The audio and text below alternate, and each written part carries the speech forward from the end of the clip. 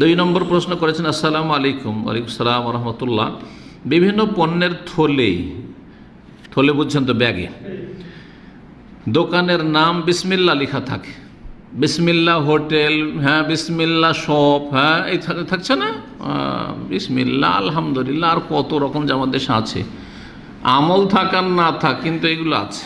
জি, Islamic level আছে। অজ্ঞতার সাথে এসব লেভেল ব্যবহার করে থাকে মানুষ। বিসমিল্লাহ লেখা থাকে। পণ্য ব্যবহার করার পর থলেটি ময়লার ঝুড়িতে ফেলে দেওয়া হয়।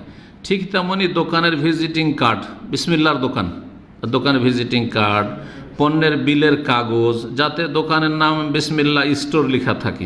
বিভিন্ন ইসলামিক আলোচনার লিফলেটগুলোর শুরুতে বিসমিল্লাহির রহমানির রহিম লেখা হয়, এটাও থাকে। যে বিজ্ঞাপনগুলো আছে না ওয়াজ মাহফিলের, বিসমিল্লাহির রহমানির রহিম, কেন বিসমিল্লাহির রহমানির রহিম লিখছেন? যেখানে সেখানে ফেলে দেওয়া হচ্ছে, এগুলো পড়ে নিল, তারপর ফেলে দিল। লেখা যায় নয় তাহলে এইরকম বিজ্ঞাপন এইভাবে, অথচ এগুলো ইসলামের কাজ, কিন্তু অজ্ঞতার সাথে হচ্ছে অথবা অচেতনভাবে এগুলো কাজ করছে মানুষ, উদাসীন।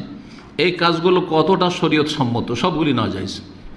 বিসমিল্লাহ দোকানের নাম রাখা, আর তারপরে তাতে বিভিন্ন ভিজিটিং কার্ড হলো, ব্যাগ তৈরি হলো, তো এই হলো, তো সেই হলো, আর সবগুলোতে বিসমিল্লাহ লেখা আছে, আর যেখানে সেখানে ফেলে দেওয়া হচ্ছে। এটা হচ্ছে আল্লাহর নামের অবমাননা, আল্লাহ রাব্বুল কিতাবের আয়াতের অবমাননা। বিসমিল্লাহ আয়াতের অংশ, বিসমিল্লাহির রহমানির রহিম কোরআনে কারীমের অংশ।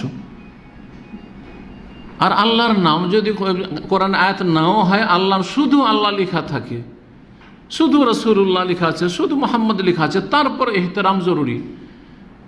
সূরা হজে আল্লাহ রাব্বুল আলামিন ইরশাদ করেছেন আয়াত নম্বর 32-এ, ওয়ামান ইউআযযিম শাআইরাল্লাহি ফাইন্নাহা মিন তাকওয়াল কুলুব।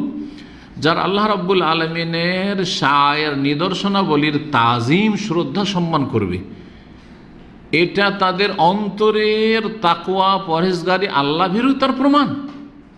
আপনার অন্তরে আল্লাহর ভয় আছে, গুনাহ থেকে বাঁচতে চান, হারাম নাজায়েজ থেকে বাঁচতে চান, আল্লাহর কাছে জবাব দিতে হবে, এই চিন্তা আছে। এটার প্রমাণ হচ্ছে যে আপনি আল্লাহর এবং আল্লাহর দিনের, আল্লাহর নামের, আল্লাহর কিতাবের আয়াতের কি করবেন? তাজিম করবেন, আপনি সম্মান করবেন।